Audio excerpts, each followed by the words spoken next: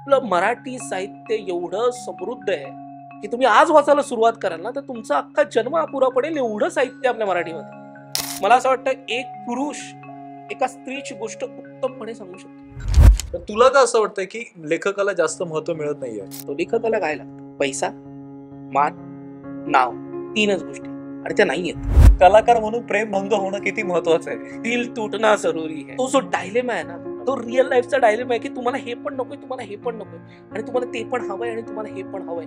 हा डायलेमा मध्ये जेव्हा एक आर्टिस्ट अडकतो ना तर त्याच्याकडनं काय काय घडून जाते त्यालाही माहित नसतं. मी 4 वेळा स्वतः माझी गर्लफ्रेंड सोडून गेल्यावरती लिहायला सुरुवात केली. तिने हात सोडला म्हणून हातात पेन पकडला. हो हो वा वा वा. लेखक जन्माला येतात नवीन. गुलजारांपेक्षा उत्तम कोणी लिहितं का गुलजारचं काहीतरी आहे? अरे अभि मला असं वाटतं की मी प्रेम जर लिहायला शिकलो तर ते गुलजारच्या इजाजत या चित्रपटात. क्या बात.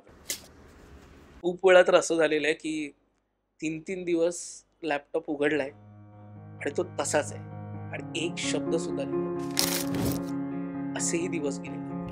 का आपण महाराजांवरती एक भव्य दिव्य सिनेमा करत नाही? मला प्रश्नच आहे, सगळ्यांना विचारायचा मला प्रश्न. औरंगजेबाचं सैन्य शेतभर शेत तुडवत जात होतं तेव्हा माझा राजा म्हणाला होता ना आपलं सैन्य जेव्हा जाईल तेव्हा माझ्या शेतकऱ्याच्या एका धान्याला सुद्धा धक्का लागतो. नमस्कार मित्रांनो. तर आजपर्यंत तुम्ही आपल्या वेब सिरीज वरती, आपल्या कॉमेडी स्केचेस वरती किंवा आपण खूप छान छान गाणी केले त्या सगळ्यांवरती तुम्ही खूप प्रेम दिलं. आजपासून मी नवीन प्रवास सुरू करतोय, पॉडकास्ट सुरू करतोय आपल्या चॅनलवरती. ह्याचाही मी पोल घेतला होता, त्यामुळे एक 85% लोकांनी सांगितलं होतं की हा पॉडकास्ट सुरू केला पाहिजेस तू, म्हणून मी ही जर्नी सुरू करतोय. आय होप तुम्ही या जर्नीमध्ये माझ्यासोबत असाल आणि मला खूप साथ द्याल. तर मित्रांनो, आपला पहिला गेस्ट आहे एक कमालीचा लेखक ज्याने आपल्या करिअरची सुरुवात एकांकिका, त्याच्यानंतर नाटक, मालिका, मराठी चित्रपट, हिंदी चित्रपटामध्ये सुद्धा ज्याने काम केलंय. त्याने आपल्या चॅनलवरची एक सगळ्यात लाडकी वेब सिरीज लिहिली होती, डिरेक्ट केली होती, असा माझा आवडता रायटर डिरेक्टर सिद्धार्थ साळवी. दादा, तुझं सगळ्यात आधी खूप खूप स्वागत. अरे अरे थँक्यू. आणि हा माझा पहिला पॉडकास्ट आहे आणि त्यासाठी तू आलायस. ते तर आहे, मी लकी चाम आहे ना. म्हणूनच म्हणजे मी असं ऐकलंय की तुझ्यासोबत जो पहिलं काम करतो तो मोठा होतो खूप. हो रे हो, सगळे मोठे होते म्हणून मी प्रणयला बोलवलंय. तुझं पहिलं सगळ्यात पहिलं तू काय लिहिलं होतंस? तुला वाटलं की हा मी लेखक झालो? नाही ती म्हणजे एकतर ह्या फील्डमध्ये येणंच हे एकदम म्हणजे नव्हतंच, काही ध्यानीमानी पण नव्हतं की आपण काहीतरी असं काहीतरी करू. मुळात मी क्रिकेटर होतो कॉलेजला असताना आणि दुसरं काहीच येत नव्हतं, फक्त क्रिकेट. मला एक मुलगी आवडायची आणि एक जण आला आणि त्याने विचारलं की अरे कोण कोण थिएटरमध्ये येणार आहे. तर एक त्या मुलीने हात वर केला. अरे बोलू ही जाणार लेक्चरला बसणार नाही, आपण काय करायचं? म्हणून मी हात वर केला. थिएटर जॉईन केलं. बोलो चला चला जाऊया, काय असतं बघूया काय होणार आहे. तिच्यासोबत मैत्री करता येईल, 4 प्रेमाचे 4 शब्द बोलता येतील, काहीतरी होईल आज नाही तर उद्या, बघूया, प्रयत्न करूया. गेलो, ती बाजूलाच राहिली. अरे ती लग्न करून सेटल आहे बाहेर. ती अजूनही मला बोलून दाखवते माझ्यामुळे आहे सगळं, विसरू नकोस. आजही डीएम करते मला. तिच्यासाठी तू गेला होता, मग थिएटरवरती प्रेम झालं? हा, थिएटरवर प्रेम झालं. ती निघूनच गेली. मुळात ती आली आणि आय थिंक 3 दिवस थांबली. ती 4थ्या दिवशी ती निघून गेली. तू कायमचा थांबला? आणि मी थांबलो तो थांबलोच. मग क्रिकेट लांब राहिलं, सगळंच लांब राहिलं आणि मी रमलो रे. म्हणजे मला सुरुवातीच्या काळात आम्हाला कोणी स्पॉन्सर नसतं. आम्ही एक छोटासा ग्रुप होता आमचा आणि आम्हाला एकांकिका करायची होती त्यावेळेला. आणि काय करायचं तर त्यावेळेला 500 रुपये मानधन होतं एका लेखकाचं. एक एकांकिका आम्हाला आवडली होती तर त्याला फोन केला आणि तो म्हणाला 500 रुपये मानधन आहे. बरोबर, 500 रुपये त्याला दिले तर मग बाकीचं कसं करायचं? आपल्याला सेटला खर्च लागणार, आपल्याला लाईटला लागणार, सगळ्या गोष्टी लागणार. तो खर्च कुठून आणायचा? तर माझा एक भाऊ आहे, माझा मामे भाऊ आहे. लिही रे तूच, काय नव्हत. मी बोललो अरे नाही एवढं सोपं नाही आहे लिहिणं. हां 4 ओळींच्या कविता वगैरे हे गोष्ट वेगळी आहे, असं तू डिरेक्ट वगैरे लिहायला सांगू नकोस मला. ना तू लिही. ठीक आहे लिहूया आता तू म्हणतोयस तर बोललो मग आपण काहीतरी सोपा मार्ग निवडूया. काय निवडूया सोपा मार्ग? तर म्हणालो की एक कथेचं आपण नाट्य रूपांतर करूया. ऑलरेडी एक स्क्रीन प्ले मिळेल आपल्याला, त्या स्क्रीन प्लेला फक्त फॉलो करूया आणि डायलॉग्स लिहूया ना. तर व्यंकटेश माडगुळकरांची एक कथा होती, त्या कथेवरती मी ती एकांकिका लिहिली आणि काय माहीत नाही ती ती वर्क झाली, तिला बक्षिसं मिळाली, ती नंबरात यायला लागली. मी अजूनही आजही माझ्या तेव्हा आम्ही भावाला शिव्या घालतो, तुझ्यामुळे लेखक झालो. नाहीतर झालोच नसतो.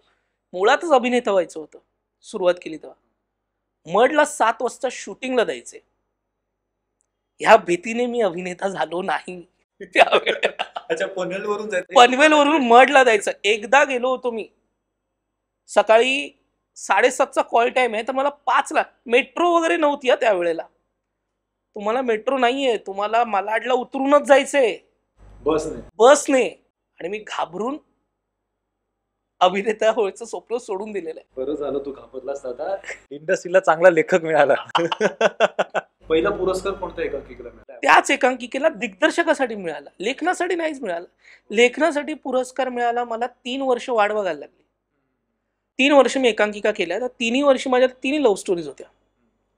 एक दिवशी प्रकाश बुद्धिसागर नावाचे खूप जबरदस्त दिग्दर्शक आहेत आपल्या इंडस्ट्रीमध्ये. त्यांनी खूप मोठी मोठी नाटकं दिली. म्हणजे त्यांचं शांतीचं कार्ट चालू आहे, जर तुम्ही कोणी बघाल तर म्हणजे तुम्ही वेडे व्हाल. असे ते दिग्दर्शक. ते एकदा परीक्षक होते एका ठिकाणी, आणि त्यांनीच एका ठिकाणी माझी नंबरात काढली होती एकांकिका. तीच एकांकिका त्यांनी बाहेर काढली पुढच्या स्पर्धेला. मी त्यांना म्हणालो की सर, तुम्ही नंबरात काढली होती, सेकंड काढली होती, बाहेर वगैरे कशी काढली तुम्ही एकांकिका? तर ते म्हणाले, कंटाळलो रे मी तुझी एकांकिका बघून. 3 वर्ष झाले तू सेम करतोयस, काहीतरी वेगळं कर. आणि मग तेव्हा सायलेंट स्क्रीम लिहिली, आणि तेव्हा पहिलं लेखनाचं बक्षीस मिळालं. तर 3 वर्ष लेखनाच्या बक्षिसासाठी वाट बघायला लागली. पण त्या एकांकिकेला सगळे अवॉर्ड्स मिळाले होते. हो हो हो. सायलेंट स्क्रीम म्हणजे चुकून माझ्या हातनं लिहिली गेली एकांकिका असं मला तेव्हाही वाटत होतं, आणि मी आजही त्यावर ठाम आहे पूर्ण. ऋतुजा बागवे आणि स्वप्नील हिंगडे यांनी ती एकांकिका मोठी केली. खूप कमाल काम करायचे दोघं. म्हणजे ज्यांनी, म्हणजे मलाच कधी कधी आवडायचं, काय काम करतात रे. म्हणजे मी 1% लिहिलं असं, तर त्यांनी 100ला नेऊन ठेवलं होतं दोघांनी त्या वर्षामध्ये किंवा त्या 1-2 वर्षांमध्ये. अशी कुठलीही स्पर्धा नाही ज्यावर सायलेंट स्क्रीमचं नाव कोरलं गेलं नाही. सो मला असं वाटतं की लाईफमध्ये जो पहिला टर्निंग पॉईंट होता तो सायलेंटनेच दिला मला.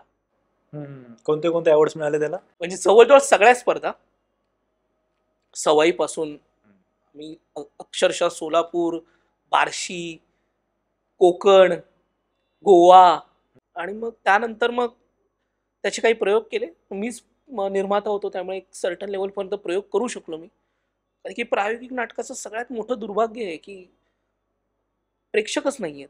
आले तरी तेवढं भाडं पण आमचं निघत नाही, किंवा तो खर्चही निघत नाही. मग अशा वेळेला काय करायचं की आम्ही एक सर्टन प्रयोग चालतात, तरी मी त्याचे एक 10, 12, 15, 17 प्रयोग केले, आणि 17 प्रयोगानंतर मला थांबावं लागलं, कारण की पैसेच नसतात. कोणी निर्माता मागेही उभा राहत नाही अशा नाटकांना. पण आय होप सो हे दिवस बदलतील, आणि एक प्रायोगिक नाटकांसाठी एक वेगळा मंच सरकार उभं करून देईल, किंवा त्याच्याबद्दल विचार केला जाईल अखिल भारतीय नाट्य परिषदेतर्फे. आय होप सो काहीतरी बदलेल. पण प्रायोगिक नाटकाला ऑडियन्स कमी आहे, म्हणजे कोणाची चूक आहे, ऑडियन्सची की? माझा चित्रपट चालला नाही तरी मी प्रेक्षकांना दोषी ठरतो, माझ्याकडनं चूक झाली काहीतरी, मी कमी पडलो कुठेतरी. कारण ती एकांकिका छान होती, त्याचं प्रायोगिक नाटक पण केलं होतं ना तुम्ही? हो हो. त्याच नाटकाला जेव्हा झी मिळाला त्याचं कौतुक होत होतं. इंडस्ट्रीतली काही लोक बघायला होती, त्यांच्याकडे प्रयोग सुद्धा लावले. करेक्ट. लोक येत होती. मी असं नाही म्हणत की प्रेक्षक येत नव्हते, प्रेक्षक येत होते, प्रेक्षक बघत होते नाटक.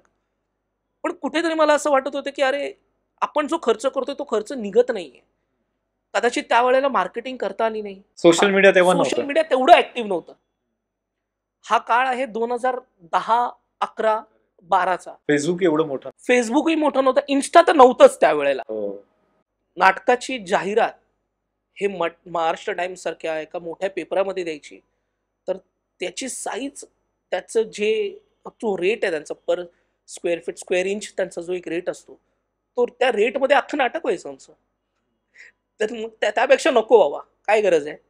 आपण करूया, आपण माउथ पब्लिसिटी करूया, आपण लोकांना सांगूया, पर्सनली मेसेज करायचे. तेव्हा तो एक मित्र दुसऱ्या मित्राला सांगतोय, तो तिसऱ्या मित्राला सांगतोय, तू जा बघायला. आणि तसं करूनच माझ्या मते ते नाटकाचे जेवढे जमले तेवढे प्रयोग झाले. पण मग आत्ताचा जो ऑडियन्स आहे तो तर अजूनच म्हणजे प्रायोगिक नाटकापासून खूप लांब गेला. आता सोशल मीडिया आलंय, आता रील्स आलेत, युट्यूब आलंय. नाही, खरंय, मी हे डिनाय करत नाही. त्यांना जर आपल्याला वळवायचं असेल प्रायोगिक नाटकाकडे किंवा थिएटर पर्यंत, जे कमर्शियल प्ले होतात, व्यावसायिक नाटक आहे तिथपर्यंत पण आणायचं असेल तर नाही, मला मला मला हे फक्त सांगावंसं वाटतं की मराठी प्रेक्षक हा सुजाण प्रेक्षक आहे. आपण त्याला खूप अ, वेगळ्या पद्धतीने बघतो की नाही, अरे मराठी सिनेमांना प्रेक्षकच येत नाही रे, मराठी सिनेमा चालतच नाही रे, हिंदी सिनेमा चालतो, तमिळ सिनेमा चालतो, तेलुगू चालतो, मल्याळम चालतो, मराठी का नाही चालत, मराठी का नाही, मराठीमध्ये काहीतरी दोष आहे. नाही नाही नाही, मराठी नाटकांवरती आजही प्रेक्षक तेवढाच प्रेम करतो. आजही हाऊसफुलचे बोर्ड लागतात मराठी नाटकाला. याचा अर्थ ₹150 सिनेमाचं तिकीट काढणारा जो आपला प्रेक्षक आहे, तो ₹500 नाटकाचं तिकीट काढून नाटकाला जातो.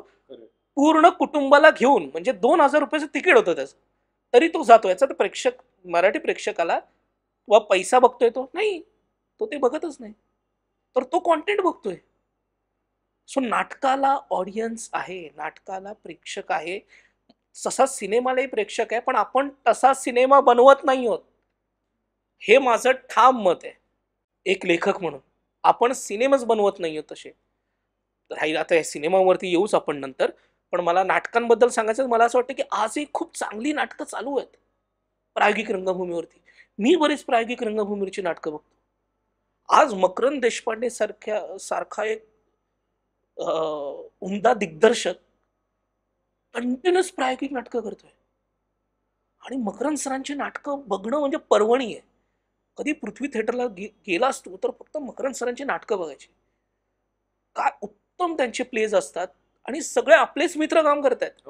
अजय कांबळे, आकांक्षा गाडे, आशिष गाडे, भाग्य पण करत होते, भाग्य, निनाद.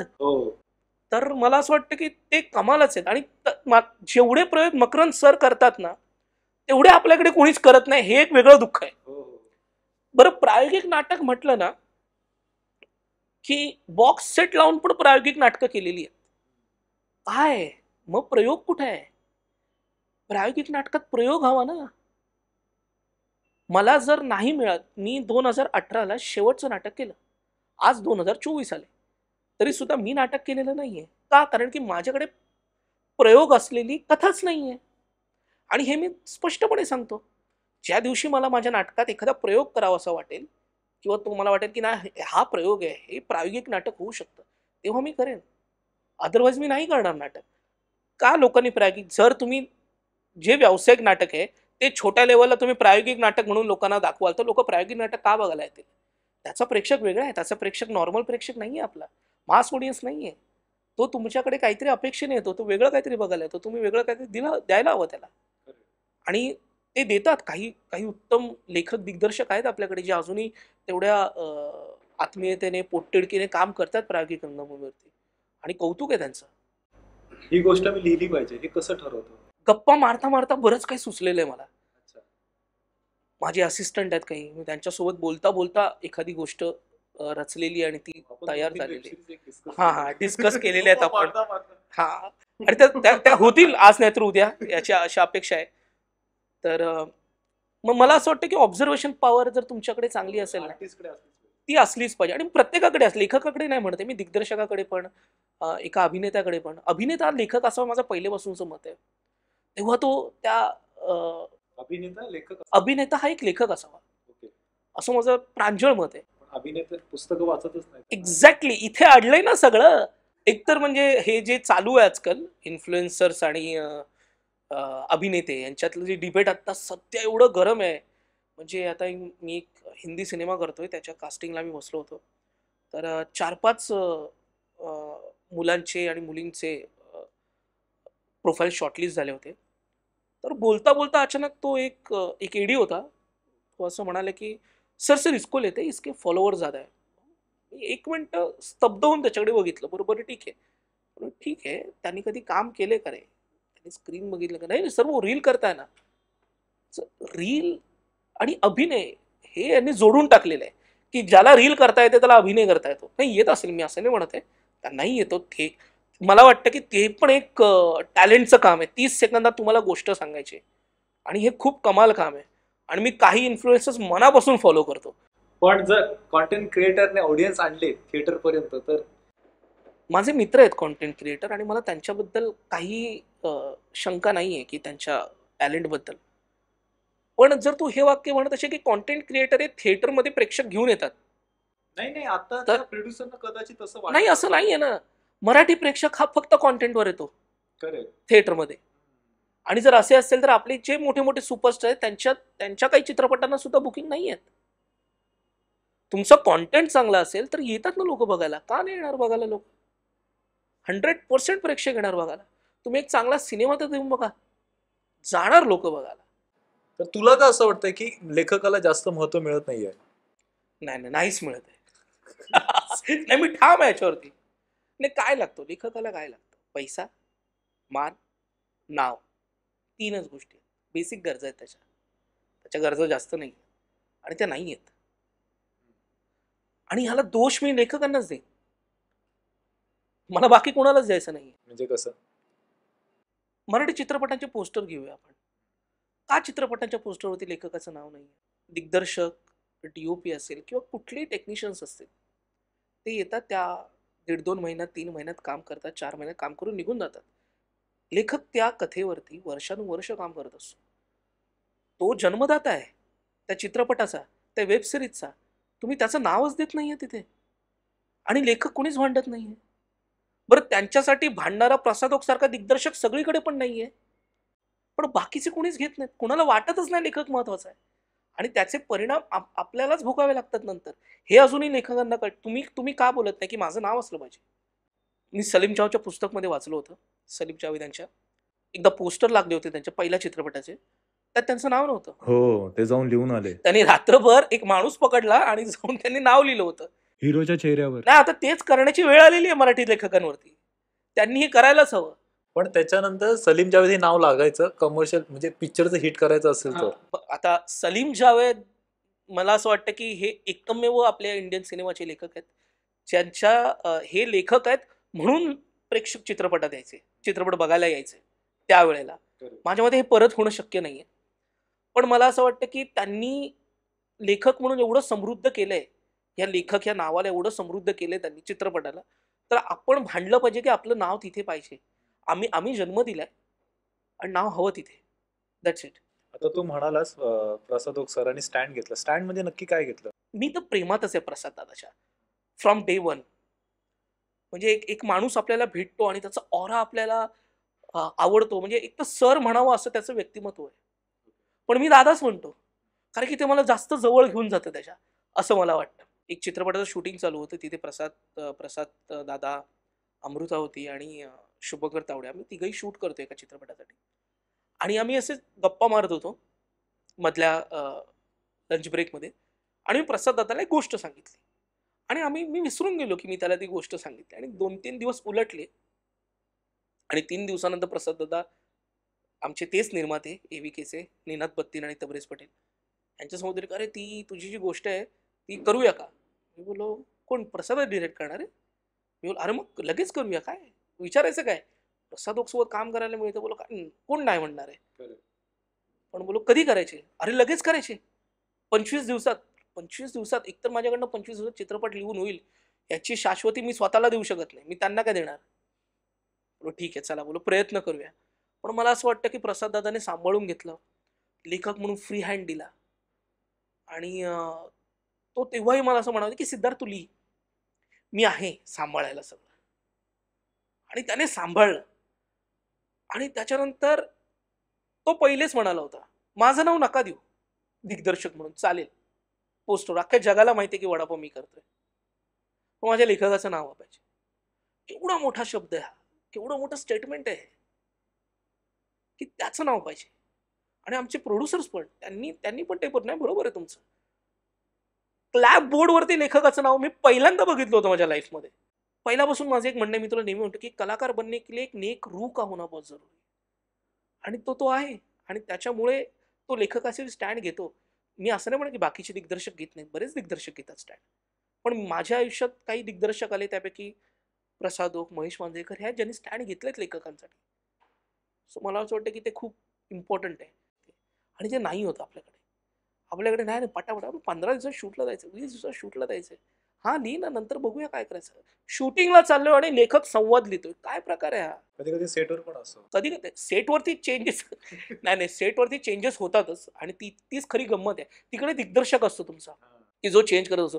म्हणजे मला असं वाटतं की मी जी लिहिलेली स्क्रिप्ट आहे ती महेश सरांच्या इथे जेव्हा मी शूट करतो तेव्हा ह्याच्यावरती म्हणजे आपल्या सेटवरती आपण जेव्हा जातो तेव्हा शॉर्टमध्ये जेव्हा शॉट लागतो आणि एक सीन संपतो आणि जेव्हा मी माझी स्क्रिप्ट बघतो, अरे 100% लिहिलं त्यापैकी 60%च मी लिहिलेलं आहे, 40% भलतंच काहीतरी आहे स्क्रिप्टमध्ये. मी विस्लिंग वूडचा स्टुडंट आहे, मी ग्रॅज्युएट आहे तिकडनं. पण महेश मांजरेकरांनी जे मला शिकवलं त्या 4 वर्षात, ते मला त्यांनी तिकडच्या 4 वर्षात शिकवलेलं माझ्या डिग्रीच्या. म्हणजे हे स्टेटमेंट असं नाही.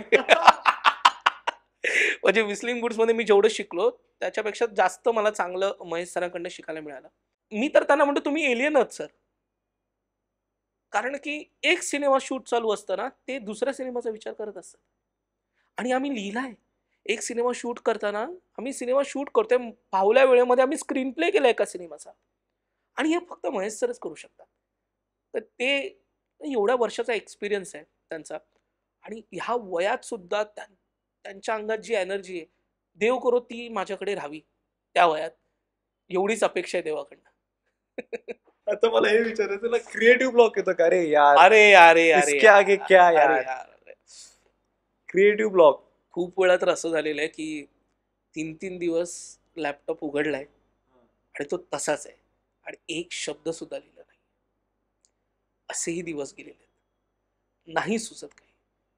आणि मला आजही कळलेलं नाहीये की हा क्रिएटिव्ह ब्लॉक नक्की येतो कसा.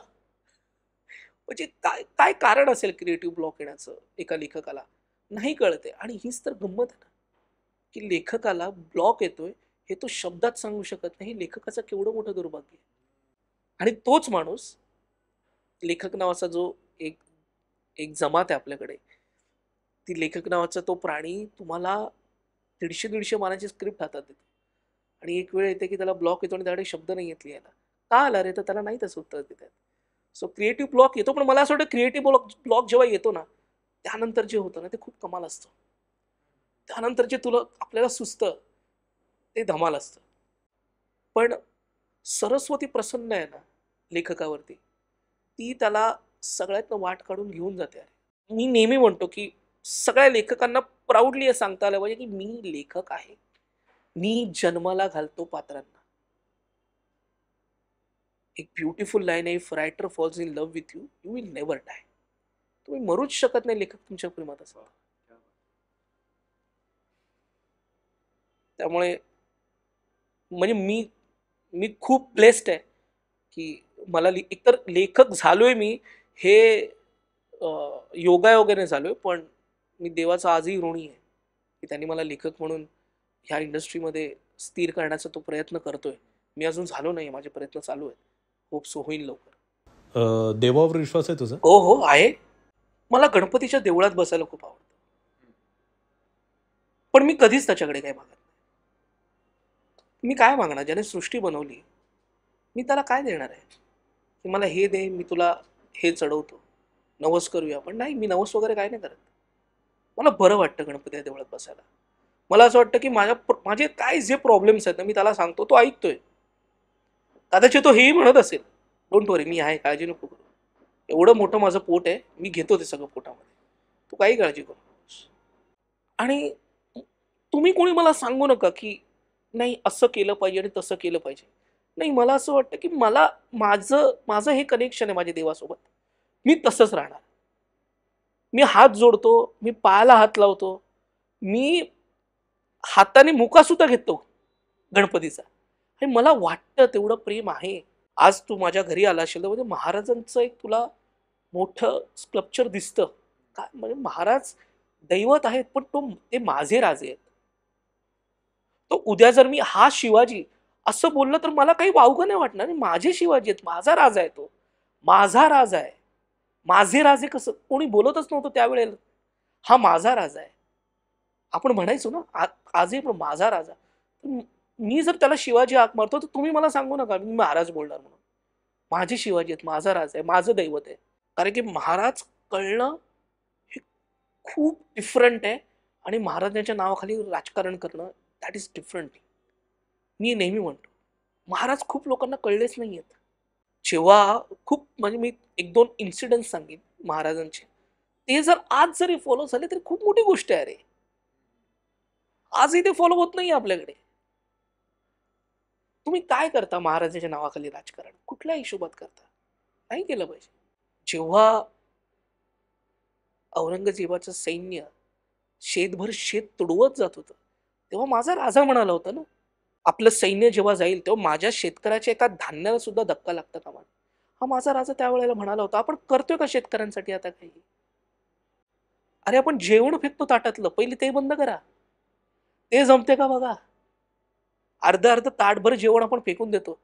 ते पिकवण्यासाठी तो रात्रभर झटतोय, त्याचा कोणी विचारच करत नाहीये. मग तुम्ही राजे माझे आहेत असं बोलू नका. सो हे सगळं ज्या वेळेला तुम्हाला कळलं तेव्हा तुम्हाला महाराज कळतील. आणि फुले शाहू आंबेडकर यांच्याशिवाय तर कुणाचंच कंप्लीट होऊ शकत नाही जीवन आपलं. आंबेडकरांनी तर जगण्याचा अधिकार दिला आपल्याला सगळ्यांनाच. आपण काय केले, आपण प्रत्येकाला त्या त्या जातीची आणि त्या त्या जमात तेच तुला आता बोलणार होतो. हे 4 तू देवांची जी नावं सांगितली ती सगळ्यांनी वाटून घेतलेली आहेत वाटून घेतलेले आहेत. आपल्या आपल्या सोयीनुसार. नाही नाही नाही. खूप चूक आहेत. महाराज सगळ्यांचे आहेत. प्रत्येक महाराष्ट्रातल्या प्रत्येक माणसाचे महाराज आहेत. त्यांनी स्वराज्य महाराष्ट्राला मिळवून दिलेलं आहे. मग तुम्ही कसे म्हणतात की महाराज आमचे? महाराज सगळ्यांचे आहेत. आंबेडकर कसे फक्त एकाच जातीचे असू शकतात? कसे? त्यांनी घटना अख्ख्या भारतासाठी लिहिली ना. त्यांनी काय बाबा नाही ह्यांच्यासाठी ही घटना नाही असं नाहीये. तुम्ही कसं म्हणाल आंबेडकर आमचे आहेत? आंबेडकर सगळ्यांचे आहेत. परत आंबेडकर पण खूप खूप लोकांना कळलेले नाहीयेत आजही. आंबेडकरांनी त्यांची घटना इंग्लिशमधनंच का लिहिली ना? त्याचं रूपांतर ते स्वतः करू शकले असते. त्यांनी केलं का? त्यांनी नाही केलं. का नाही केलं? त्याच्या मागचे कारण काय? तर त्यांचं एवढंच म्हणणं होतं, निदान मी लिहिलेली घटना आहे ती वाचण्यासाठी सुद्धा माझी लोक इंग्लिश शिकतील. हा त्याच्या मागचा उद्देश होता त्यांचा. कळलाच नाहीये लोकांना. आणि तुम्ही कसे म्हणतात आंबेडकर फक्त आमचे? प्रत्येक महिलांनी, प्रत्येक महिला, प्रत्येक स्त्री सकाळी उठून त्यांनी नमस्कार केला पाहिजे आंबेडकरांना. आज तुम्ही जे सुखसोयी तुम्ही ज्या घेतायत सुखसोयी सगळीकडे तुमच्या वर्क प्लेसमध्ये असतील, तुम्हाला जे काही अधिकार दिलेले आहेत संविधानाने ते आंबेडकरांनी दिलेले आहेत तुम्हाला. तर प्रत्येक स्त्री ही नतमस्तक व्हायलाच पाहिजे आंबेडकरांसमोर. सावित्रीबाई फुलेंमुळे आपण प्रत्येक स्त्री शिकते. आज तुम्ही जे बिंदास सांगतात की मी LLB झालेली, मी एअर होस्टेस आहे, मी हे आहे, मी पायलट आहे. नाही इथून आहे ना, ही गोम आहे ना आपली. आपल्याला इथेच आपण अडकलेलो आहोत. आपल्याला अजूनही कळलं नाही. खूप लोकांना माहित सुद्धा नाहीये. हे दुर्दैव आहे आपलं. आपलं दुर्दैव आहे. त्यांचं दुर्दैव नाहीये. ते म्हणतात काय त्यांनी कुठल्याच अपेक्षेने कधी काही केलेलं नाहीये. त्यांची अपेक्षाच नव्हती. त्यांनी स्वतःचा विचार देखील केला नाही. स्वतःच्या आधी त्यांनी जनहिताचा विचार केला.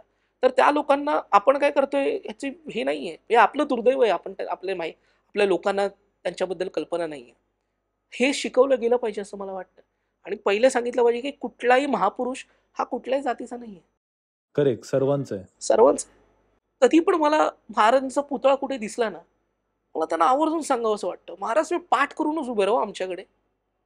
की तुमच्या नावावर चालेलं राजकारण तुम्हाला नाही बघणार हो. अशी परिस्थिती आहे आपल्याकडे महाराष्ट्रामध्ये. मला वाटतं की महाराजांनी पुन्हा जन्म घ्यावा. हे सगळे घाबरतील. कारण की सगळ्यांनी चोऱ्या केलेल्या आहेत. सगळे वाटेकरी आहेत पापांचे. महाराजांना तुम्ही डोळे पण नाही, तुम्ही बघू पण नाही शकत त्यांच्याकडे. काय होते आपले राजे रे. अभिमानाने सांगावं असं वाटतं. अख्ख्या जगाला ओढून सांगावं असं वाटतं. का आपण महाराजांवरती एक भव्य दिव्य सिनेमा करत नाही? मला प्रश्नच आहे. सगळ्यांना विचारायचा मला प्रश्न. एक 10-12 निर्मात्यांनी एकत्र या आणि बनवा ना एक बाहुबली सारखा मोठा महाराजांचा भव्य दिव्य सिनेमा.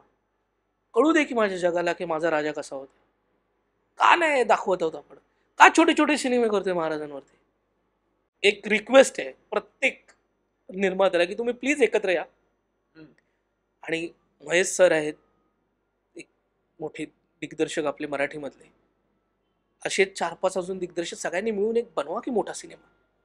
काय करतायत एक चित्रपट. नाही, महेश सरांनी केलायच भव्य दिव्य सिनेमा.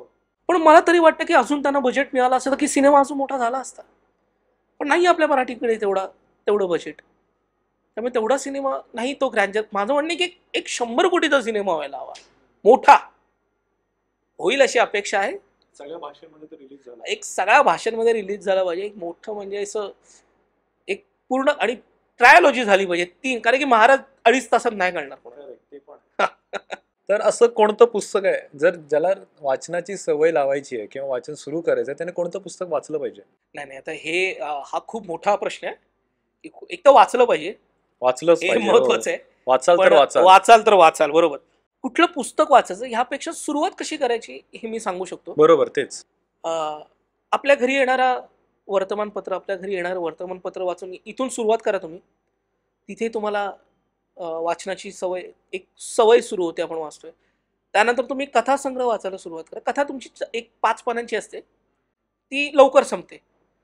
कादंबरीसारखी ती तुम्हाला खिळवून ठेवत नाही. किंवा माझा प्रॉब्लेम आहे कादंबरी वाचताना, मी 15-20 पानं वाचली ना की मला त्रास होतो रोज. नाही 15-20 पानं जर तुम्ही वाचली कादंबरीची तर ती संपत नाही तोपर्यंत मला त्रास राहतो की अरे पूर्ण वाचावी लागते. मग तेवढा वेळ पण नाहीये ना की तुम्ही एवढा वाचू शकाल. मग मी प्रयत्न करतो की ज्या वेळेला मला वेळ आहे, आज 3 दिवस आहेत, तर मग मी एक कादंबरी मुख्य वाचून काढतो. मग मला तो ब्रेक घ्यायला आवडत नाही. ती गंमत येत नाही ब्रेक घेतल्यावरती. आपलं मराठी साहित्य एवढं समृद्ध आहे आणि त्या लेखकांनी एवढं समृद्ध करून ठेवलेलं आहे साहित्यकारांनी आपल्या, की तुम्ही आज वाचायला सुरुवात कराल ना तर तुमचा अख्खा जन्म अपुरा पडेल एवढं साहित्य आपल्या मराठीमध्ये. खरं. कलेक्टर साहिबा नावाचं एक पुस्तक वाचतोय, हिंदी आहे. काय अफाट लिहिले आणि तो UPSC करणारा मुलगा आहे, ज्याने त्याचा प्रेमभंग झाला वाटतं कदाचित. त्याने त्या प्रेमभंगावरती एक पुस्तक लिहिलं एका UPSC करणाऱ्या मुलाने. आणि काय कमाल लिहिलंय ते, अरे धमाल येते ते वाचायला. तर माझं असं म्हणणं की कोण म्हणतं की तुम्ही लेखक ठरवून होतात, नाही होत. त्याला वाटलं लिहावं असं, अरे माझी गर्लफ्रेंड मला सोडून गेली, मला ह्याच्यावरती काहीतरी लिहायचं आहे. आणि कलेक्टर साहिबा नावाचं एक पुस्तक लिहिलं, आवर्जून धमाल पुस्तक आहे. तर मला वाटतं की जर एक लेखक बनू शकतो तर आपण वाचू नाही शकत. आता प्रेमभंगाचा एक विषय आला. अरे अरे तर कलाकार म्हणून प्रेमभंग होणं किती महत्वाचं आहे. रॉकस्टार सारख्या सिनेमाने आपल्याला सांगितलं, हो, दिल तुटना जरुरी है. बरोबर. ऍक्च्युली तो बोलतो दिल तुटना नाही चाहिए मेरा, मतलब दिल तुटतो आणि तो मोठा. हा तीच गंमत आहे ना, तीच गंमत आहे इम्तियाज अलीची की त्यांनी पहिले सांगितलं की जोपर्यंत तुला अश्रूंची किंमत कळत नाही, जोपर्यंत आतून येत नाही, तोवर तुला संगीत कळणार नाही. आणि जेव्हा हे सगळं होतं आणि त्याला ते प्रेम मिळतं तेव्हा तो म्हणतो की नाही, मला नको, मला बाकीचं काही नाही मिळालं तरी चालेल. तो जो डायलेमा आहे ना, तो डायलेमा आर्टिस्ट आहे. रिअल लाईफ मध्ये झाला. तो रिअल लाईफचा डायलेमा आहे की तुम्हाला हे पण नकोय, तुम्हाला हे पण नकोय, आणि तुम्हाला ते पण हवंय आणि तुम्हाला हे पण हवंय. हा डायलेमा मध्ये जेव्हा एक आर्टिस्ट अडकतो ना, तर त्याच्याकडनं काय काय घडून जातंय त्यालाही माहित नसतं. पण होतं असं, हे म्हणायला हरकत नाही. म्हणजे मी 4 वेळा स्वतः माझी गर्लफ्रेंड सोडून गेल्यावरती लिहायला सुरुवात केली होती तिच्यावरती. तिने हात सोडला म्हणून हातात पेन पकडला. हो, वा वा वा, लेखक जन्माला येतात नवीन. तिने हात सोडला नाही, तसं काय नाही, तिच्यासाठीच लिहिलं होतं. आय थिंक ती 4 ओळी लिहिली, त्या 4 ओळीवरून एक एकांकिका लिहू शकतो ही हिंमत पण तयार झाली. सो कुठेतरी हे बरोबर पण आहे माझ्यासाठी. मी माझ्या लाईफमध्ये मी मान्य करतो की अरे बाबा झालं माझ्याकडनं. पण देवाने मला सगळ्या भावनांशी समृद्ध केलेलं आहे. माझा प्रेमभंग झाला, सगळं झालं, पण आता माझी बायको आणि वी आर हॅपी. आणि कदाचित ती गंमत आहे, तीच महत्वाची गंमत आहे की ती आली लाईफमध्ये. सो ती लकी चार्म असं म्हणतो. तिचाच पायगुण आहे रे सगळा. म्हणजे आमची ओळख झाली होती, त्यानंतर खूप एक 2013च्या दरम्यान एकमेकांना कमिट केलं असेल, किंवा आपण असं म्हणूया की एकमेकांची मैत्री चांगली झाली आमची. आणि तेव्हा मला माझा पहिला अवॉर्ड मिळाला, पहिला चित्रपट मिळाला, खो खो. ते पण सायलेंट स्क्रीनमुळेच मिळाला. एका स्पर्धेला केदार सर जज होते आणि त्यांनी ती एकांकिका बघितली आणि खाली मला त्यांनी स्क्रिप्ट हातात दिली की याचे डायलॉग करशील का. केदार सरांना कोण नाही म्हणेल, काय त्यावेळेचे सरांचे सिनेमे आहेत, आणि आज पण बाई पण भारी, तेव्हा काय बनवलंय सरांनी सिनेमा. 2017ला जेव्हा पुन्हा सगळं एक डामाडोल चालू होतं माझं करिअर, काय होईल करिअरचं कळत नाही काय. आणि मी लग्न केलं होतं रे 2017ला. काय कळतच नव्हतं की कुठल्या दिशेला झुकतंय माझं करिअर. नाटक करूया, पुन्हा एकदा रंगमंच धावून आला माझ्यासाठी आणि शिकस्तेश नाटक केलं. त्या नाटकाला झी गौरव मिळाला आणि त्याच नाटकामुळे मला पहिला हिंदी चित्रपट मिळाला महेश सरांचा. सो पायगुण तिचाच आहे आणि मी मान्य करतो. किती सपोर्ट आहे तिचा? नाही, तिचाच सपोर्ट आहे. मला असं वाटतं की 2015च्या अगोदरचं करिअर आणि 2015 नंतरचं करिअर जे काय चांगलं घडलं ते 2015 नंतर घडलं. ती जेव्हा आयुष्यात पूर्णपणे आली तेव्हा, आणि तिने ते केलं, तिने ते घडवून आणलं. सिरियल्स करत होतो, बराच पैसा हातात खेळत होता त्यावेळेला. तेव्हा काहीच झालं नाही आणि तेव्हा मला कोणी सांगितलं पण नाही की हे करायचंय. तिने सांगितलं आपल्याला घर घेतलं पाहिजे. हो का? अरे मला कधी विचार नाही केला रे. ती म्हणाली घर घेतलं पाहिजे. मी आता घर घेतलं एक नवीन. तिने तिने केलं म्हणून ते झालं. एक तर सगळ्यात पहिली प्रेक्षक माझी तीच. बिचारी थकते रे ऐकून. जे सुचतं ते हा, सगळं तिला सगळं ऐकायला लागतं रे. तू कसं ओळखलं ही परफेक्ट आहे? नाही नाही, मी नाही ओळख, हे तिने ओळखलं. ती माझी पार्टनर आहे आणि तिने सांगितलं की आपल्याला लग्न करायचंय. तुझ्याकडे चॉईस नव्हता? नाही नाही, चॉईस काय, चॉईस मुलांकडे कधी असतो? अरे अरे घरात भाजी कुठली करायची यात मला चॉईस नाहीये. चॉईस कुठे असेल? ते लग्नानंतर ना. घर कुठलं घर घ्यायचं हा हा चॉईस तिचा आहे. हा गाडी कुठली घ्यायची हा देखील चॉईस तिचा आहे. हा तू आज जो कुर्ता आणि हा पण चॉईस तिचा आहे. 100% चॉईस तिचा आहे. आणि मला तर तिने तर जगजाहीर केलेले आहे की ह्याला नाही कळत, त्याला जरा कपडे बिपडे नीट घालायला सांग. हे तू मान्य करतो? मान्य करतो. लेखक आहे ना. मला नेहमी असं वाटतं की काय करायचंय असं नटून थटून जायला. लग्न केलं पाहिजे असं तुझं म्हणणं आहे? नाही नाही, लग्न मी लव्ह पुन्हा तेच मॅरेज की सांगतो. Arrange marriage? मला पुन्हा तेच सांगावं असं वाटतं की तुम्ही पार्टनर कसे चूज करता यात एक गंमत आहे. तुम्ही काय बघता तुमच्या पार्टनरमध्ये ही एक वेगळी गंमत आहे. जेव्हा आपल्याला असं वाटतं ना की आपल्याला आपल्या लायकीपेक्षा, लायकी हा मी पुन्हा शब्द खूप महत्वाचा आहे, आपल्याला आपल्या लायकीपेक्षा चांगला पार्टनर मिळालाय असं जेव्हा त्या त्या कपलमधल्या दोघांना वाटतं ना, तेव्हा रिलेशन टिकतं. मग आपण प्रयत्न करतो की हा गेला नाही पाहिजे माझ्या आयुष्यातून, हा राहिला पाहिजे माझ्यासोबत. कारण की मी याला डिझर्वच करत नाही तरी हा माझ्यासोबत काय आहे? हा विचार करत नाही हा थांबला पाहिजे, हा थांबला पाहिजे. मला हिच्यापेक्षा, मला ह्याच्यापेक्षा चांगलं कुणी अजून भेटू शकतं, हे जेव्हा आपण विचार करायला सुरुवात करतो, संपलं. तिकडे सगळं संपलेलं असतं. नाहीच आहे. ओल्ड फॅशन लव्ह नाही है. तू पत्र लिहिलंस का? अरे यार, तू लेखक आहेस. मी तुला सांगतो ना रे, स्वतःसाठी पण लिहिले, मित्रांसाठी पण लिहिलेत पत्र. पण त्या पत्रामध्ये जुळत असेल तर ठीक आहे, जुळलं नाही तर नाही जुळलंय, नशिबाने जुळलंय. कदाचित माझ्यामध्ये लेखक व्हायचं ते देवाने तिथे बघितलंय. मला असं वाटतं एक पुरुष एका स्त्रीची गोष्ट उत्तमपणे सांगू शकतो. कारण की त्याला जेवढी स्त्री कळते त्या एका स्त्रीला सुद्धा स्त्री कळत नाही असं मला वाटतं. तुम्ही बरेचसे सिनेमे बघा जे उत्तम पद्धतीने एका मेल लेखकाने किंवा मेल दिग्दर्शकानेच तुम्हाला सांगितलेले आहे. केवढी अस्तित्वासारखा सिनेमामध्ये महेश सरांनी काय पद्धतीने तब्बूची गोष्ट सांगितली होती आपल्याला. आणि का सांगितली? कारण की त्यांना स्त्री कळाली. तर तुम्हाला प्रेम करताना ती स्त्री कळली पाहिजे, ही गंमत आहे. आणि ट्युनिंग मी असं नाही म्हणत की या स्त्रीमध्ये वाईट आहे, नाही, सगळ्या स्त्रिया चांगल्या आहेत, सगळ्या एकसारख्याच आहेत रे मुळात. सगळ्या एकसारख्या, सगळ्यांना राग येतो, सगळ्या पॉझिटिव्ह असतात आपल्या पार्टनरला घेऊन, सगळ्यांना 2-3च गोष्टी हव्या असतात आपल्या पार्टनर्सकडनं. सगळ्या मुली सेम आहेत, फक्त त्यांचे ना फॉर्म्युलेज वेगवेगळे आहेत. तसं आपण प्रमेय बघतो, आपल्या भूमितीची प्रमेय होती, तर प्रमेय सारखी आहेत रे, पण त्यांचे फॉर्म्युले वेगवेगळे आहेत. तर सगळ्या मुलींच्या जैसी उर्मिला वैसा फॉर्म्युला सिंपल आहे. कळलं? मला असं वाटतं की प्रणयने पण तेच करावं. प्रणयचा प्रॉब्लेम काय झाला? त्याचं नाव प्रणय आहे. आता इथे प्रेम बाजूला राहिलं. नाही, तिथे प्रणयच तो नावाप्रमाणे जगलं पाहिजे ना आपण. आणि तो सांगून देतो. आता आईने आणि वडिलांनी माझं नाव ठेवलंय प्रणय, तर त्यात मला काहीतरी करायला, मग त्याला काही नाही करू शकत. तो चलता रहता. गौरीला प्रणयचा अर्थच नसेल माहिती म्हणून ती रिॲक्टच नाही होत. गौरीवर आठवलं, छोटी खोटी लव्ह स्टोरीचा तू लेखक आहेस. हो. ती सुद्धा एक फिमेल ओरिएंटेड स्टोरी आहे. हो, प्रश्न नाही. त्याच्याबद्दल काय म्हणणं? सीझन 2 येणार आहे. सीझन 2 आणि खूप सीझन 2 आलाय. मे बी हा पॉडकास्ट येईपर्यंत रिलीज सीझन होईल 2 तेव्हा रिलीज झाला. ती पण एक गमतीशीर गोष्ट आहे की माझी एक मैत्रीण होती म्हणजे आहे सॉरी म्हणजे ती आहे. ती कोकणातून इकडे आली होती आणि आमची ओळख झाली होती या एकांकिकांच्या दरम्यानच. ओके, ही खरी स्टोरी आहे. नाही ते नाही, स्टोरी खरी नाहीये. मला वाटतं छोटी मला कोटी. ती कॅरेक्टर लक्षात राहिलं हा होतं हा हा हा. माझ्या मैत्रिणीचं ते, की ती आली होती इकडे आणि ती करिअर करू बघत होती या सगळ्या फील्डमध्ये. आणि तिला नेहमी असं व्हायचं की मी जे काम करते क्रेडिट मला मिळतच नाही रे. अच्छा. आणि ती रडायची माझं, अरे यार सिद्धार्थ काय होत नाहीये, काय होत नाही, काय होत नाही. ते लक्षात राहिलं होतं माझ्या, की अरे हे असं काहीतरी कॅरेक्टर करावं. आणि जेव्हा आपलं डिस्कशन चालू होतं लॉकडाऊनमध्ये की अरे काहीतरी करूया, काहीतरी करूया, तर मला पटकन ते आठवलं आणि त्या हिशोबात आपली एक गोष्ट तयार झाली.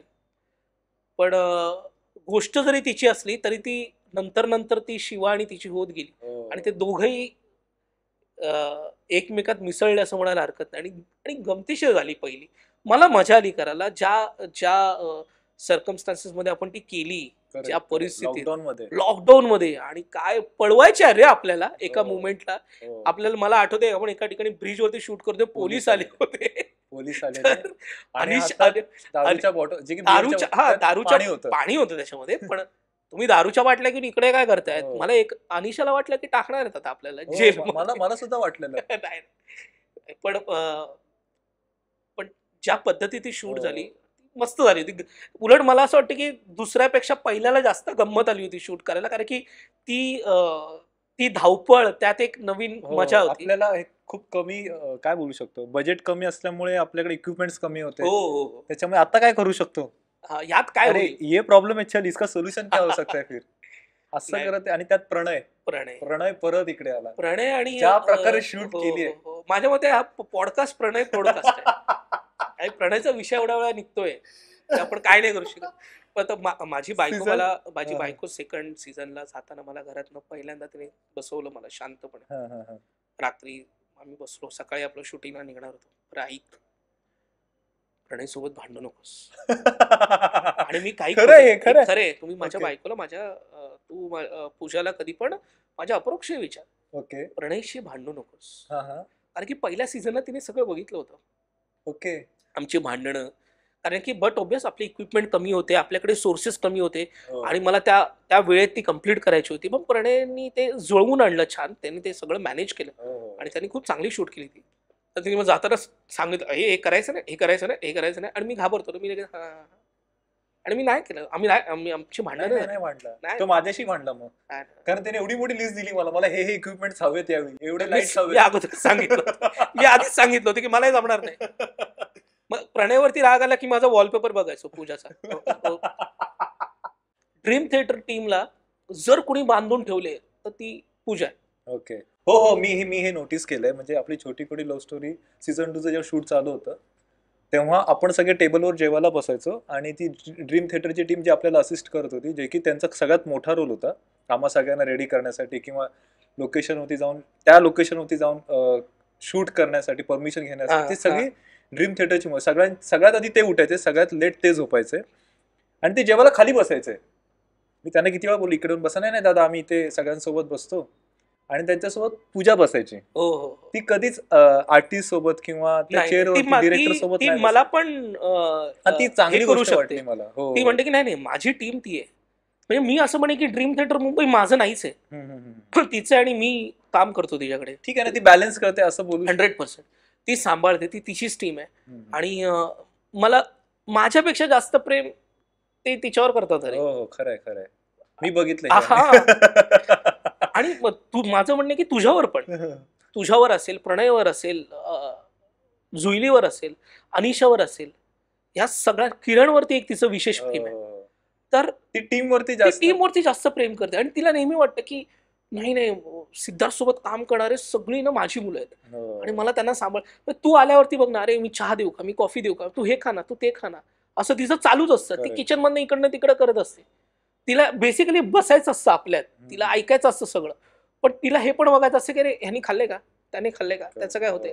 सो ती एक गंमत आहे. आणि मला असं वाटतं ती फेविकॉल आहे आणि तिने ते बांधून ठेवलेलं आहे सगळं. नाही, आज पण मला फोन आला पहिला माझा पॉडकास्ट मला ऑल द बेस्ट बोलण्यासाठी. खरंच खरंच ग्रेट आहे सो. मला वाटतं तू 16 सोमवार वगैरे केले असेल अरे म्हणून नाही तुला नाही नाही नाही नाही, मी काही केलं नाही. मला तुला असं एवढी वाटतं की चांगली तिने बायको केलेत. भेटली. ये बात हे कट हो का? तर आपण आता आलाय शेवटाला. शेवटाला आपला पॉडकास्ट संपायला आलाय. त्याच्या आधी आपण घेऊयात एक रॅपिड फायर. बरं. सोप्पा रॅपिड फायर आहे. तर तुला लगेच उत्तर द्यायचे. हा, पुढच्या सेकंदाला उत्तर द्यायचे. हो हो. ओके. थिएटर की फिल्म? थिएटर. फिल्म नाही. तुला फिल्म नाही आवडत एवढ्या? नाही, मला चित्रपट आवडतात, पण पहिलं प्रेम ते आहे ना. मी म्हणालो ना की आपलं पहिलं प्रेम आपल्या मनातल्या कोपऱ्यातून कधी जात नाही. ते तिथेच असतं. अरे मग प्रेम की बायको? बायको, कारण की ती सहचारणी. पहिलं प्रेम की मी बायको? पुन्हा तेच सांगतो ना की पहिलं आपण जनरलाइज करतोय प्रेमाला. बायको डिप्लोमॅटिक आन्सर आहे हे. पहिलं प्रेम महत्वाचं आहे. हा. माझ्या लक्षातही माझं पहिलं प्रेम हा, मी विसरत नाही, आणि माझ्या बायकोला सांगतो की हा माझं पहिलं प्रेम माझ्या लक्षात आहे. ओके. मी जातो आणि स्टॉक करतो तिच्या प्रोफाईल. पहिलं प्रेम मनात राहणार आहे, ती सोबत राहणार आहे आणि ती सांभाळणार आहे. आणि नाही नाही नाही नाही नाही. कव्हर करतो. नाही नाही, काही काही काही कव्हर वगैरे करत नाही मी, काही कव्हर वगैरे करत नाही. पण मी हरल्यावरती ती मला सांगते की इट्स ओके, काही होणार नाही, किती वेळ लागणार आहे, मी आहे ना सांभाळायला, चल बिंदास कर, काही टेन्शन नको. सो बट ऑब्वियस बायको. संपला विषय. पुढचा प्रश्न. लेखक की दिग्दर्शक? लेखक ऑलवेज. चेन्नई सुपर किंग की मुंबई इंडियन्स? अरे चेन्नई सुपर किंग्स. म्हणजे मी मुंबईचा आहे, मला मला प्रचंड अभिमान आहे मी मुंबईकर असल्याचा, मी हे नाकारतच नाही. पण मी धोनीचा खूप मोठा चाहता आहे, आणि फक्त त्याच्या खेळाचा नाही, त्याच्या एकंदर वागण्याचा, तो ज्या पद्धतीत ट्रीट Leadershipचा. करतो. हा म्हणजे तो त्याच्या टीमला जे त्याने इंडिया टीममध्ये, परत त्याचं जे योगदान आहे, कपिल देव स्वतः हे वाक्य म्हणतो की जेवढं धोनीने इंडियन क्रिकेट टीमसाठी केले ते कुणीच केलेलं नाहीये. हे कपिल देव ज्याने पहिला वर्ल्ड कप आणला रे 1983ला आपला, तो जर हे स्टेटमेंट करतो, आणि आपण जर त्याच्या याच्यावर संशय घेत असू, त्याच्या देशभक्तीवरती, तर मग मग प्रॉब्लेम येतात आपले. पुढच्या रॅपिड फायरचं उत्तर मे बी मला माहिती आहे. धोनी की Rohit Sharma Indian cricket team साठी? नाही नाही, धोनी, ऑफकोर्स धोनी. पण रोहित शर्मा हा ऑलमोस्ट आता एक लेजंड होत झालाय. Legend, he is a legend. त्यांनी त्यांनी त्यांनी पण एक वर्ल्ड कप आणूनच दिला की, आणि तो कमाल आहे रे. म्हणजे मला असं वाटतं की रोहितचे 100 झाल्यानंतर कोणालाच त्याचे 150 बघायचे नसतात, त्याला त्याचे 200च बघायचे असतात. तो एकमेव आहे हो. की त्याचे 200 तुम्हाला बघायचे, तो नाही थांबू आणि तो करू शकतो. शकत. विराट आणि सचिन? सचिन ऑफकोर्स. DRS वगैरे हे जे आत्ता आले रे, सचिनला किती वेळा खोटा आउट दिलेला आम्ही बघितलेला आहे, आणि काही न गपचूप बोलता तोंडाचा आ वासून तो निघून गेला. अरे विचार करा, DRS असते ना, तर आज विराट ज्या लेवलला पोहोचतोय, म्हणजे त्याचा रेकॉर्ड ब्रेक करायला चाललाय तेंडुलकरचा, तो ब्रेक करूच शकला नसता. तेंडुलकरने त्याच्यापेक्षा डबल रेकॉर्ड केले असते. ऑलवेज तेंडुलकर, ऑलवेज तेंडुलकर, धोनीच्या पण आधी तेंडुलकर. सो संपला विषय. आता गुलजार की जावेद अख्तर? गुलजार. का गुलजारचं काहीतरी अरे अभि गुलजार की मला असं वाटतं की मी प्रेम जर लिहायला शिकलो तर ते गुलजारच्या इजाजत या चित्रपटामुळे. क्या बात आहे. मला असं वाटतं की प्रत्येकाने तो चित्रपट बघावा. एक सीन आहे गुलजार इजाजत मधला, एवढा ब्युटिफुल आहे की दोन नवरा बायको जे आता वेगळे झालेले आहेत, ते अनावधानाने पुन्हा एकदा भेटले एका वेटिंग रूम मध्ये, आणि त्याला सिगरेट प्यायची सवय असते. नसरुद्दीन शाहला तो सिगरेट तोंडात ठेवतो, आणि तो माचीस शोधायला लागतो, आणि ती पर्समधनं काढून माचीस त्याला देते. तुम माचीस कब से रखने लगे? तुम्हारी भूलने की आदत नहीं की और मेरी रखने की आदत नहीं की. क्या बात आहे. लग्नाच्या एवढ्या वर्षानंतर सुद्धा तुम्ही स्टेटमेंट करता. आणि त्या काळचा माझ्या मते तो रिबेलियस सिनेमा होता जो गुलजारांनी केला होता. एक लग्न झालेली स्त्री हे मान्य करते की माझ्यावर माझ्या नवऱ्याचं प्रेम नाहीये, त्याचा अजूनही त्याच्या पहिल्या प्रेमिकेवरच तेवढं प्रेम आहे, मी आहे पण ती माझ्यावर आहे, ही ती मान्य करणारी ती स्त्री होती. आणि ती ज्या पद्धतीत 3 कॅरेक्टर्स रेखाटली होती गुलजारांनी, तर ते नाही जमणार रे कधी कोणाला. मी गुलजारांना एकदा भेटलो होतो एका फंक्शनला. माझ्या लाईफ मधला सगळ्यात बेस्ट मुवमेंट होता तो, सगळ्यात बेस्ट मुवमेंट माझं गुलजारांना भेटणं. एका SWA मेंबर आहे मी, स्क्रीन रायटर असोसिएशन. त्याचे इलेक्शन झाल्यानंतर निवडून आल्यानंतर एक फंक्शन ठेवतात दरवर्षी. तिकडे गुलजारांना बोलवलं होतं आणि मी हजर होतो तिकडे. मी गेलो तिकडे, त्यांचा हात पकडला आणि त्यांच्या हात त्यांच्या डोक्याला लावला. एका फटक्यात ते म्हणाले, लेखक हो. अच्छा अच्छा, कसं काय? लेखक हो. त्यांचा हात मी हातात धरला आणि डोक्याला लावला माझ्या. लेखक हो. मैंने बोला हाँ सर, कोशिश कर रहा हूँ, लिखते रहो, रुको मत. एवढीच काय ती आमची भेट. त्याच्यानंतर कधीच वेळ आली नाही. माझ्यासमोर परमेश्वर ती संधी उभी करेल, की मला माझ्या परमेश्वरासोबत बसून एक 15 मिनिटं बोलता येतील. गुलजार ऑलवेज यार.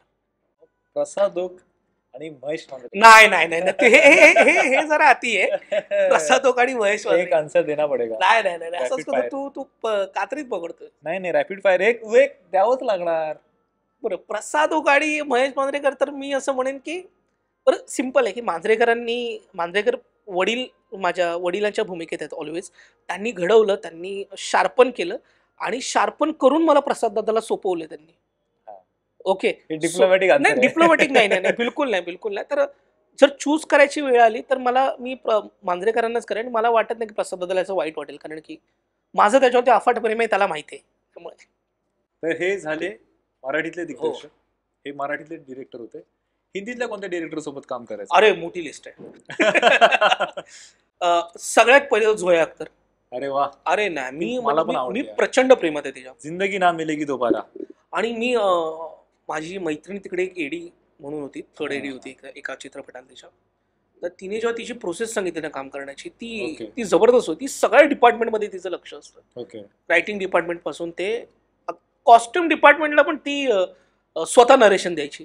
अच्छा. हा म्हणजे मला असं पाहिजे वगैरे. आणि तिचं एक विजन तिने गली बॉयच्या पद्धतीत केला, जिंदगी मिलेगी ना दोबाराच्या पद्धतीत केला. ती मला फरहान अख्तर सोबत काम करायचं, कारण की मला असं वाटतं की तो देव आहे, त्याला सगळं येतं. हो हो हो. तो गाणं गातो, तो कंपोज करतो, तो Correct. गाणी लिहितो, तो चित्रपट लिहितो, Acting चित्रपट करतो. डिरेक्ट करतो, तो ऍक्टिंग करतो. काय राहिले आता? ते पण यंग एज मध्ये रे. Young 24-25 age मध्ये. वर्ष. म्हणजे फरहान अख्तर एक आहे. दिल चाहता आणि है. एक सगळ्यांचेच जे फेवरेट आहेत संजय लीला भन्साली, पण तिथे प्रकाश कापडिया पाय रोवून बसलेले आहेत. मग तिकडे काय होणार नाही. राजकुमार हिरानी सोबत मला काम करायचंय, पण काय करणार, ते स्वतः लेखक आहेत रे. ते कसे घेतील मला लिहायला? त्यामुळे राजकुमार हिरानी हे ऑप्शन मला आवडेल त्यांच्यासोबत काम करायला. नाही दादा नक्की मिळेल तुला नाही नाही संधी. नाही नाही, आपण आणि तू मला घेऊन जाशील. 100%.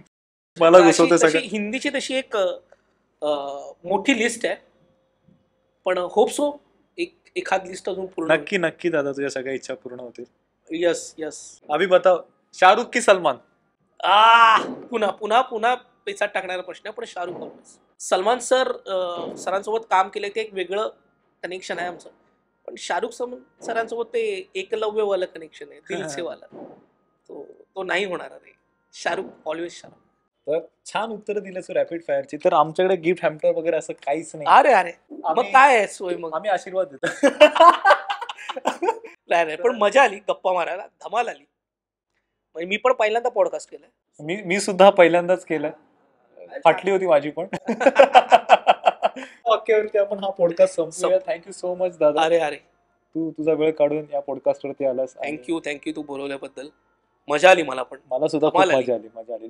तुम्हाला सुद्धा जर हा पॉडकास्ट आवडला असेल तर कमेंट करून आम्हाला सांगा तुम्हाला नक्की यातला कोणता पार्ट आवडला, आणि तुमचं काय मत असेल ते सुद्धा आम्हाला नक्की सांगा. Thank you so much.